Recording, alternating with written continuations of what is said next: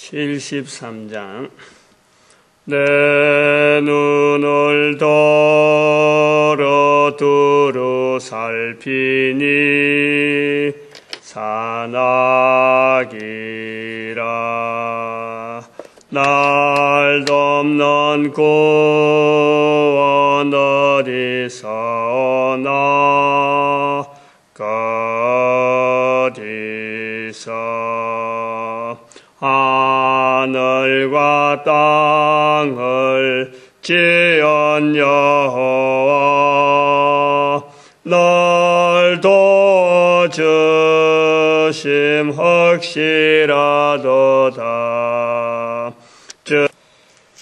하나님 말씀 마가복음 14장입니다. 마가복음 14장 1절에서 31절 말씀까지 교독합니다. 1절 말씀 제가 먼저 받들어 봉독드립니다. 이틀을 지나면 유월절과 무교절이라. 대제사장들과 서기관들이 예수를 계계로 잡아 죽일 방책을 구하며 마가복음 14장은 마태복음 26장에 있는 내용하고 유사한 내용으로 마태복음 26장이 마태복음에서는 제일 긴장입니다. 제일 긴장. 그래서 마가복음 14장도 아마 그거하고 딱 잘라서 같이 잘랐다라고 볼 수는 없지만은 이것을 장으로 구분한 사람의 어떤 취향에서 마가복음과 마태복음의 그 잘린 어떤 그것이 볼 때 14장과 26장이 거의 비슷한 것으로 봐서 14장도 마가복음 14장도 굉장히 길어요. 마가복음 중에서는 상당히 긴 편에 들어가는 거로 그래 보여집니다. 그거는 우리가 성경을 해석하는데 그렇게 중요한 거는 아니죠. 장을 구분한 것에 대해서는 중요한 건 아니고, 오늘 14장에서 우리가 앞부분을 읽었는데, 좀 많이 안 들어본 그런 이야기들을 하게 될 것 같습니다. 제일 처음에 나오는데 예수님께서 이제 베다니 문둥이 시몬의 집에서 식사할 때 한 여자가 매우 값진 나드 항류 한 옥합을 깨뜨렸다. 아마 그건 굉장히 비싸게 300데나리온에 판다고 하면은 한 데나리온이 하루 일꾼의 하루 품삯, 장정의 하루 품삯이 한 데나리온으로 그렇게 잡아놓은 거 보면은 우리나라 보면은 지금 거의 한 10만 원, 이 품삯을 하는 게 한 10만 원, 요즘 같으면 거의 한 3천만 원에 해당되는 그런 그죠. 3천만 원에 해당된다 그러면은 아마 금값이 많이 올라도 어마어마하게 3천만 원 금이라 하면 어마어마하잖아요. 근데 이 금보다 더 비싼 거죠. 금은 무게가 있는데, 이거는 무게도 그래도 여자가 들 정도로 이런 걸 오면 굉장히 비싼, 지금 볼 때는 이제 가치적으로 그렇다는 거예요. 그러니까 이건 아마 개인이 그냥 소비용으로 그냥 쉽게 가질 수 있는, 쉽게 사고 쉽게 이렇게 소비하는 그런 품목은 아닌 것 같아요. 굉장히 나름대로 애지중지하고 어떻게 참 이게 귀하게 넘어온 건데, 이 여인의 손에 여인이 가지고 있었던 건데 그걸 그냥 부어버렸다. 우리가 그 부분에서 굉장히 좀 고려를 해봐야 될 것이 있어요. 부자라도 그거 쉽지 않을 거래요. 부자라도. 부어버리면 소비되어지고 아무것도 남는 게 없고 자기한테도 아무것도 건질 게 없는데, 부자들은 주로 이제 계산해가지고 주로 투자를 하는 그런 건데, 이 여인이 도대체 어떤 것이 이렇게 됐을까? 어떻게 해서 이렇게 귀할 수 있고 귀하다고 하는 이 참 향유를 예수님에게 부었을까? 이 내용 갖고 크게 이제 세 가지가 논란이 있습니다. 첫 번째는 예수님의 제자들 사이에서 논란이 생긴 거예요. 예수님 제자들 사이에서. 그 다음에는 역사 중에서, 이거 마태복음 제가 26장 할 때, 마태복음 26장 수요일 강의 중에 내용에 이 내용을 아주 자세히 해놨습니다. 역사 중에서 이 사건을 가지고, 아주 완전히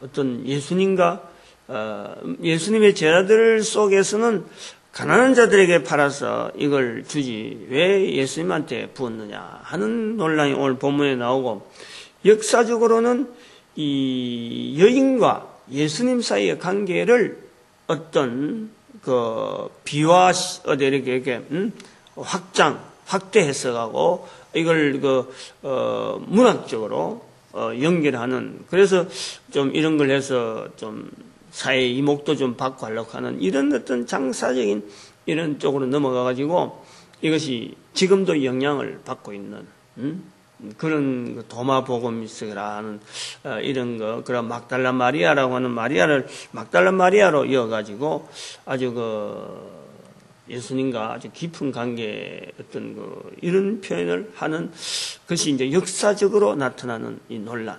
그리고 오늘 우리에게는 그런 예수님의 제자들 또 예수님과 막달라 마리아의 관계라고 하는 역사적인 어떤 이런 큰 어떤 것 때문에 오늘 우리에게는 이것이 예수님께서는 기념하라 그랬는데 기념이 안 되고 있는 거죠. 오늘 우리에게는 세 가지.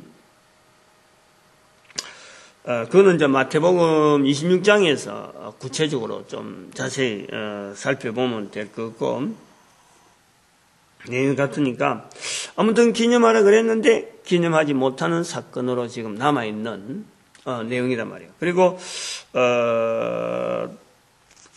예수님께서 또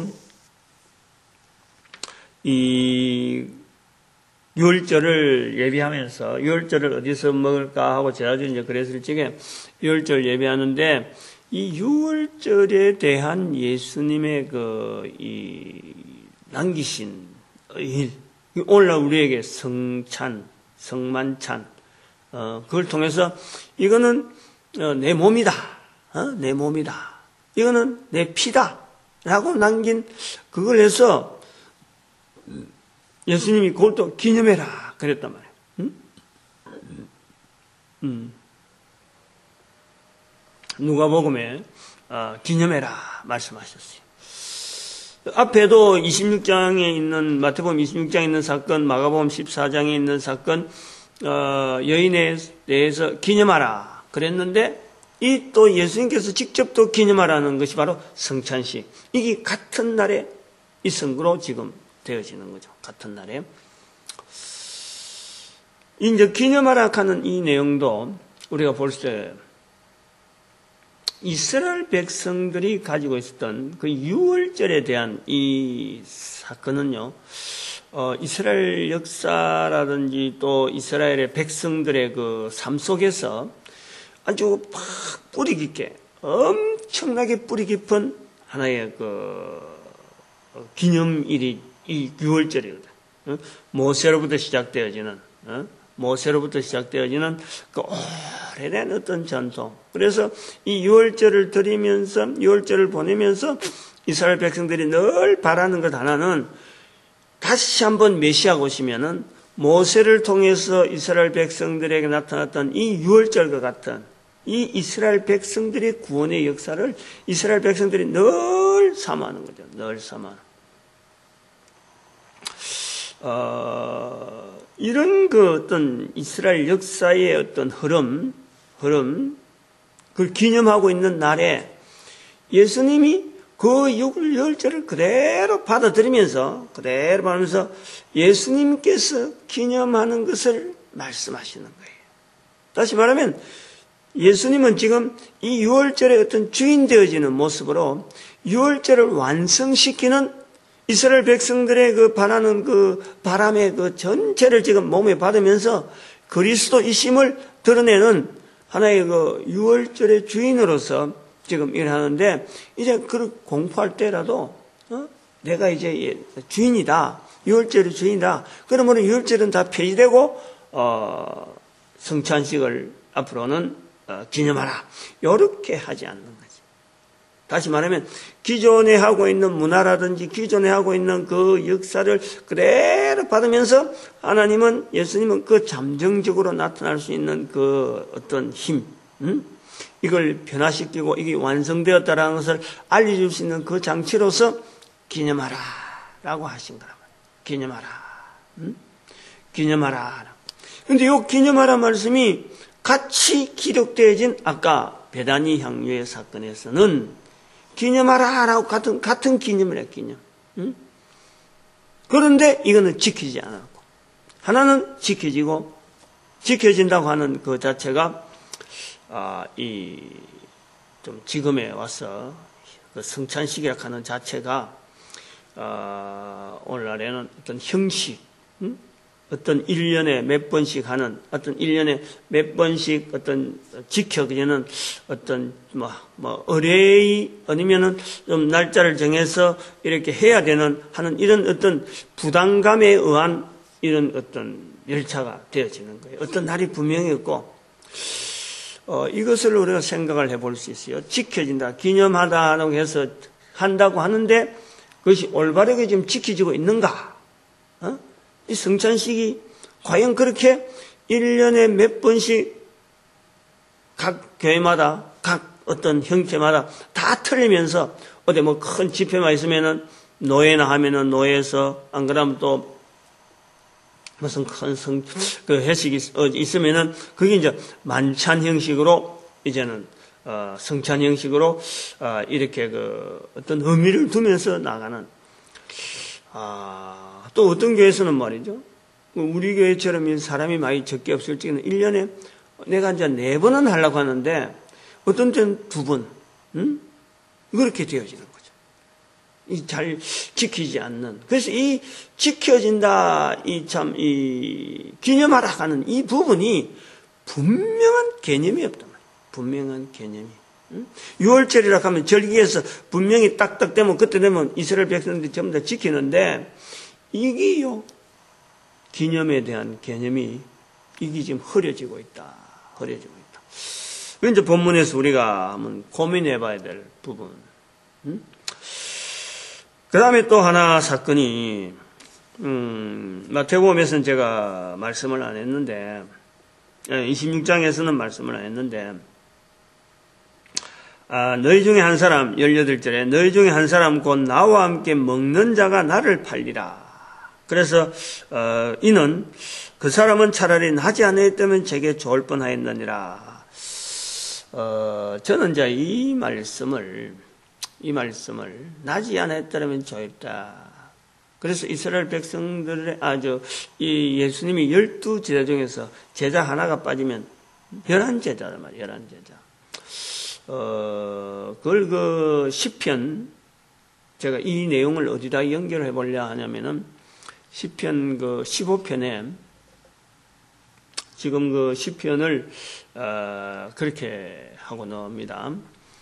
하나님께서 이스라엘 백성들을 통해서 특별히 하나님의 말씀을 맡은 자로서 훈련을 시킨 것은 사도 바울의 고백입니다.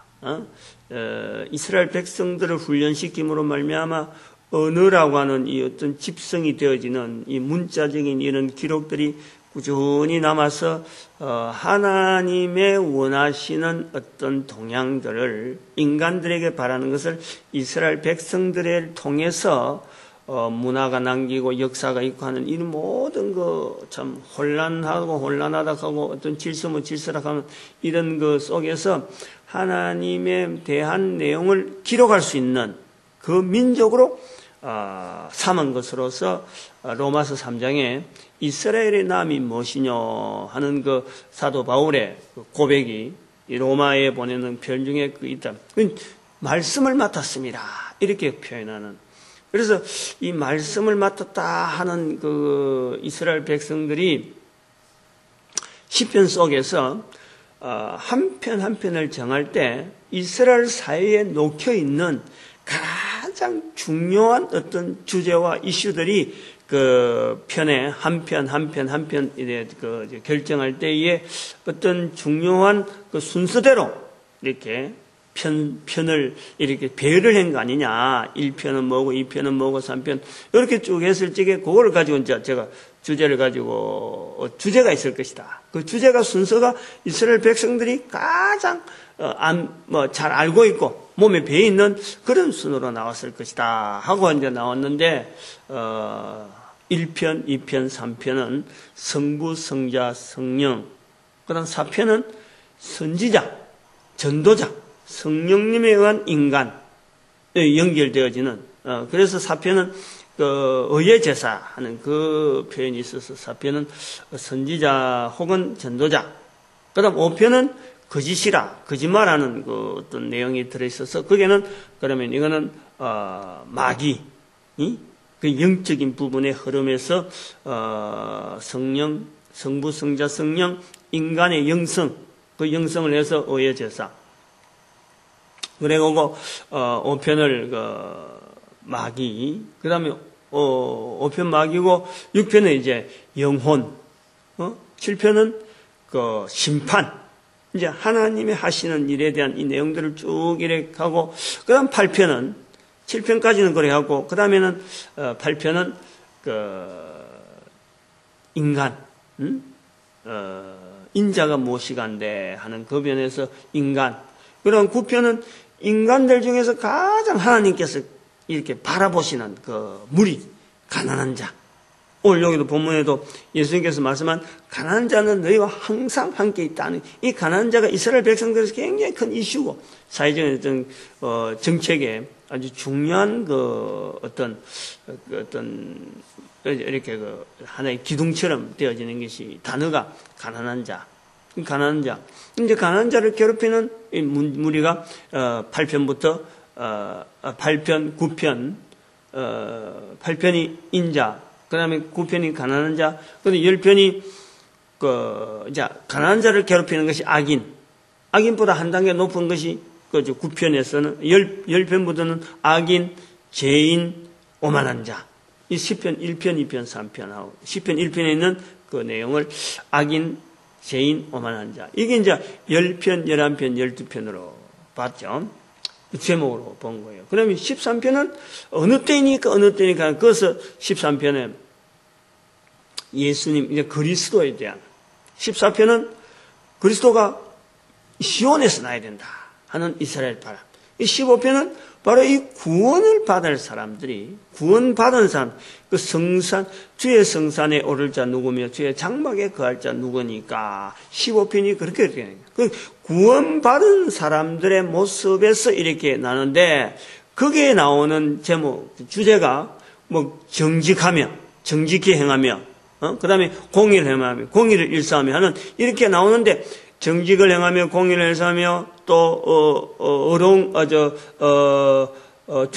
하나님 앞에서 이렇게 서운한 것은 해로울지라도 갚으며 이런 것이 쭉 나오는데 거기서 나오는 이런 내용 항목이 11가지. 제가 이제 그걸 생각하는 거죠. 또 같이 연결해 보는 거예요.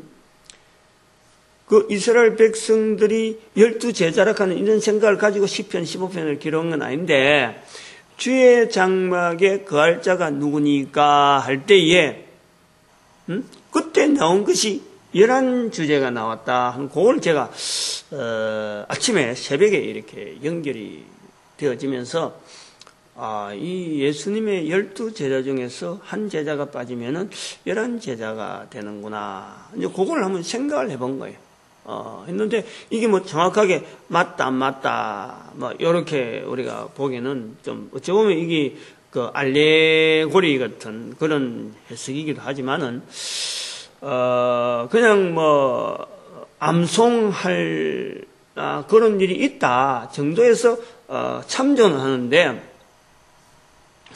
15편에 대한 내용에 대해서 예수님이 만약에 염두에 뒀다면은, 15편에 나오는 주제 자체가 상당히 중요한 주제들이 되어지지 않느냐. 아마 그러한 주제, 그거는 제가 10편, 15편에 대한 내용을 할 때 좀 언급을 해놨습니다만은, 사실은 그때는,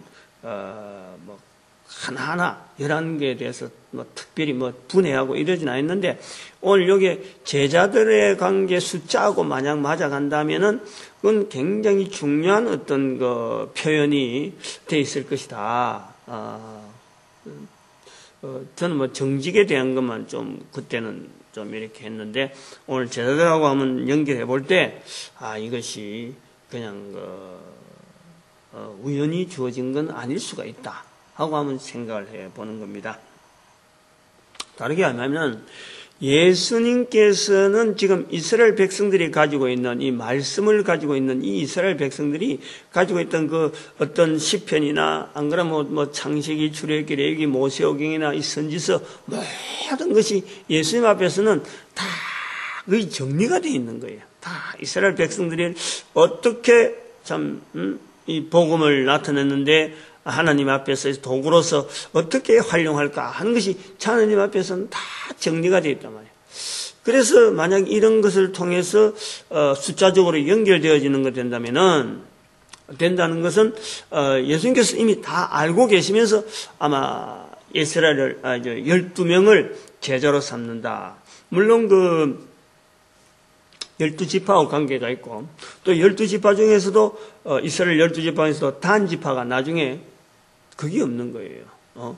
분배에 그게 없단 말이에요. 12지파 중에서 한 지파가 거리 나고 있는 것을 아마 어떤 이 시편에 예수님 12제자하고 연결되어지는 한 제자의 떨어짐, 그게 연상되기도 하고, 여러 가지 관련적인 이런 어떤 연결해서 우리가 좀 귀하게, 좀 중요하게 이렇게 볼 수 있는 건 되지만, 또 그 숫자적으로 연결해서 예수님이 그래서 12제자다 이렇게 될 거는 없어요. 그렇게 될 건 없는데, 아무튼 숫자적으로 연결해서 앞으로 15편 같은 걸 한 번 더 본다면은 아마 그런 것도 있다. 그걸 다르게 생각하면은, 이스라엘의 이제 6월절에 가는 6월절은 엄청난 어떤 역사를 가지고 누가 한 사람이 없애려고 한다고 해서 없어지는 게 아니잖아요.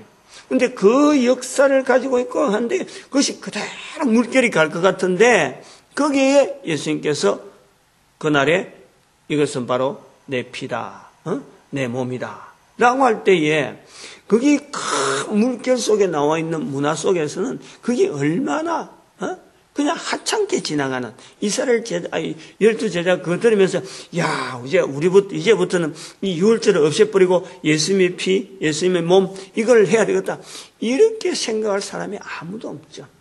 아무도 없었어요. 그러나 남겼다는 거예요.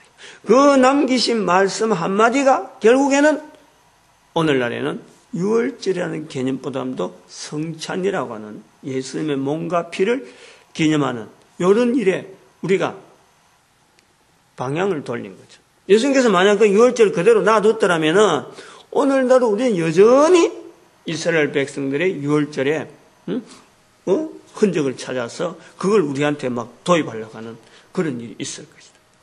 우리가 이런 거를 하면 어떤 계기, 어떤 거기에 대한 하나님께서 우리에게 주신 말씀이다, 우리에게 주신 것이다 하고 이렇게 믿음으로 나타내면은 그것이요 그대로 하나님의 선하신 뜻에 의해서 믿음의 표현을 해서 우리가 몸을 던지면은 생활을 바꾸고 행동을 바꾸고 생각을 바꾸면은요, 하나님은 그대로 허락하신다. 딱 하나만, 요것만이다라는 것은 없다는 거지.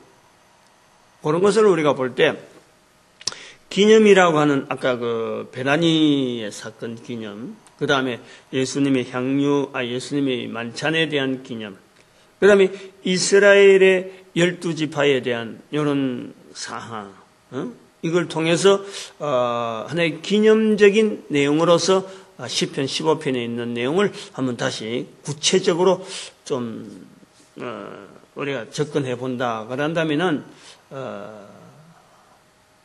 우리의 믿음을 하나님은 받으실 만한 어떤 그런, 내가 날 말씀에, 하나님 말씀에 대해서 내가 말이야 피상적으로 이런 말씀이 있구나, 이런 말씀이 있고 이렇게 해석되고 이런 설교가 있다라고 하는 거는요, 이건 우리가 말씀에 대한 자세가 아니에요. 말씀이 돼요. 하나님 말씀이라 그럴 때 말씀을 맡았다. 이스라엘 백성이 말씀을 맡았다. 이스라엘 백성의 나음이 무엇이뇨? 말씀을 맡았다라고 할 때는 이 이스라엘 백성들에게 나타나는 그 자세라는 것은 우리가 그 속에서 우리가 찾아야 될 말씀을 맡았다고 하는 자세는요.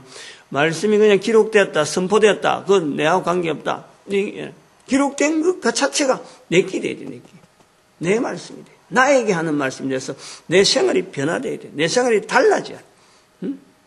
요럴 때에 말씀을 맡았다. 이스라엘 백성들이 바로 그런 역사를 가지고 있다.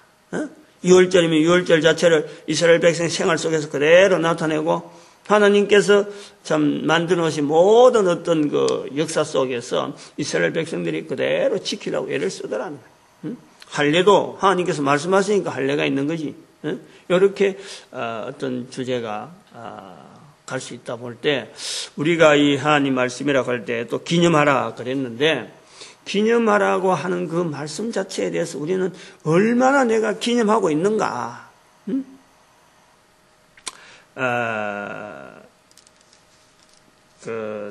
나중에 또 예수님께서 또 오늘 본문에서 베드로가 다 버릴지라도 나는 따르겠다. 그러나 오늘 이날에 그것도 1, 2, 3이 나옵니다. 이날에 이 밤에 이 밤 닭이 이 밤 오늘 하루락하는 지금 1 그다음에 닭이 2번 내가 3번 나를 부인하리라. 1, 2, 3 이 마가복음의 어떤 그런 것이 그걸 많이 강조하죠. 현장에 지금 전도하는 자의 어떤 전도 현장에서의 언어라 그럴까 안 그러면 익혀야 될 여러 가지 예수님께서 지금 베드로에게 분명히 말씀했는데 이 밤 닭이 울기 전에 닭이 2번 울기 전에 3번 너가 나를 부인하리라 하는 이런 거 어떤 의향 이것도 하나의 그 어떤 인식시키는데 아주 강한 어떤 강조점처럼 이렇게 하는 것. 이것도 예수님의 그 어떤 말씀이다 말이죠. 말씀이다.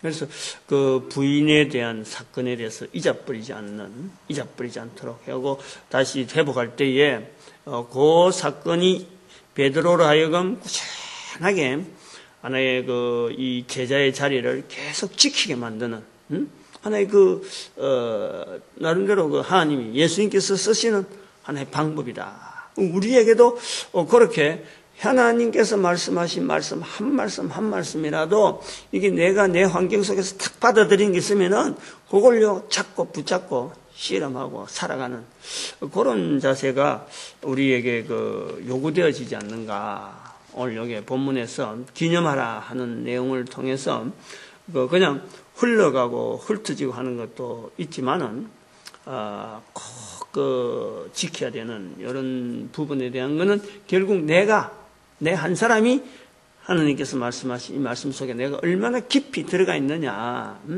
사소한 거 하나라도 하나님의 말씀이라 하는 그걸 갖고 내가 붙잡고 그것에 대해서 올바르게 하려고 할 때에 애쓰면은 하나님께서 반드시 역사하신다. 반드시. 그런데 하나님께서 그 수많은 말씀 중에서 신약의 복음서의 말씀, 구약의 많은 말씀 중에서 예수 그리스도를 통해서 우리에게 요구하는 건 하나밖에 없다는 거. 하나밖에. 그게 바로 내 증인되라는 거고 사람 앞에서 나를 시인해라는 거죠.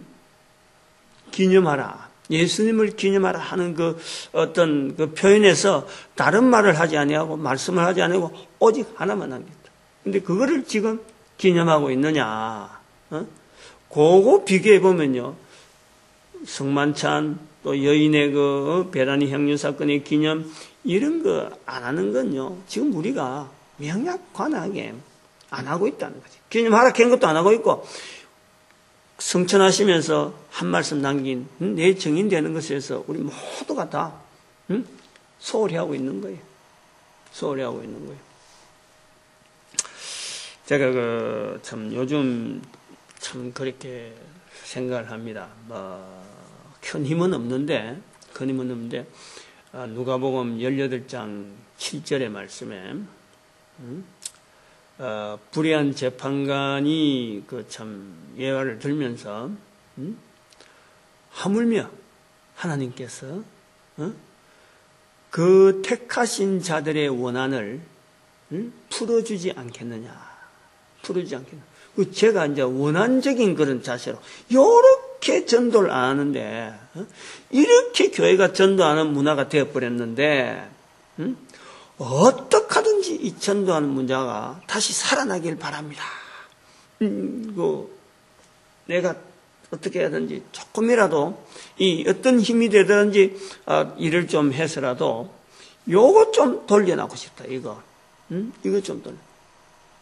그러니까 뭐 하는데 지금 뭐 자금적으로 개인 회생 신청해놓고 그다음에 지금 이 교회 지금 대출한 거 1억 7천 저게 사택도 몇 개 났고 돈 이래 차용한 거 한 8천 2억 5천 정도가 지금 있고 또 개인 회생하게 되면 한 달에 또 뭐 100만 원씩 나가려고 하면 그거 뭐 5년 동안 하려고 하면은 돈이 그것도 몇 천만 원.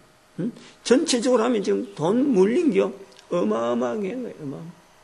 이런 게 이제 하나의 이 가난한 가부, 참 불의한 재판관 앞에 나서 막 이렇게 하소연하는 그런 것처럼 예수님 앞에서 참 택하신 자들의 원한, 그걸 지금 제가 느끼고 있는 거예요. 어떻게 하든지 참 전도 문화를 일으키고 싶다. 되어지고, 돼야 되는데, 빌립보서 2장에 있는 예수님의 말씀대로, 모든 무릎이 예수 그리스도 앞에 무릎을 꿇어야 되는데, 주라 불러야 되는데, 가장 높은 자리에 예수님 이름을 두어야 되는 날이 분명히 올 것인데, 지금 현재 상황은 그렇게 안 보이니까, 좀, 쓰임받고 싶다. 가난한 자라고 하는 이 형편 속에 몰아넣고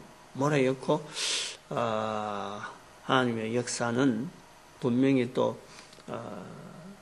바른 방향으로 하나님의 뜻대로 되어지는 방향으로 인도되어질 것인데 어떻게 나타날지는 어떻게 모르겠습니다만은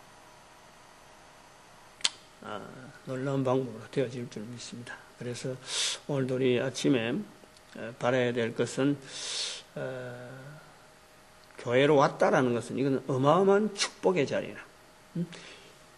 온 사람에게는 어쨌든 그 입이 예수 그리스도를 인정하는데 예수 그리스도 나타나는데 어떻게 하든지 있대야 돼. 그 입이. 다른 말로 많이 하잖아. 뭐 하루에 나서 뭐 하루에 살았는데 근데 그 많은 말을 하면서 예수 그리스도에 대한 말을 안 하고 하루를 보낸다 하는 건 이거는 어마어마한 축복을 말이죠. 그냥 못 누리는 거죠.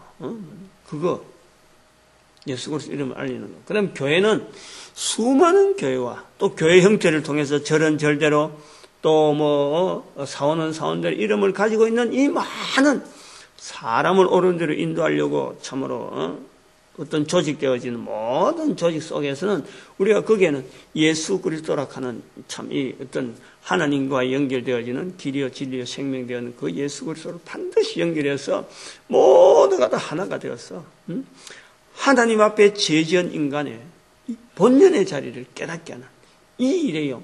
우리가 온 교회와 온 교회라 하는 이 교회 이름으로 우리가 다 쓰임 받길 바라고 그 중에 이제 우리 민족이 하나님 앞에 70억의 인구를 향해서 준비하는 민족 단위 일을 해야지 우리 민족에 남긴 이 배달 민족, 홍익인간 이런 구호가 과연 걸맞게 드러나서 지금 현재 응답되어지는 이런 그 사건으로 우리 아침마다 하나님 앞에 부르짖고 있습니다. 오늘도 주님 앞에 부르짖는 또 부르짖음 되어지길 바랍니다. 주여 삼창합니다. 주여!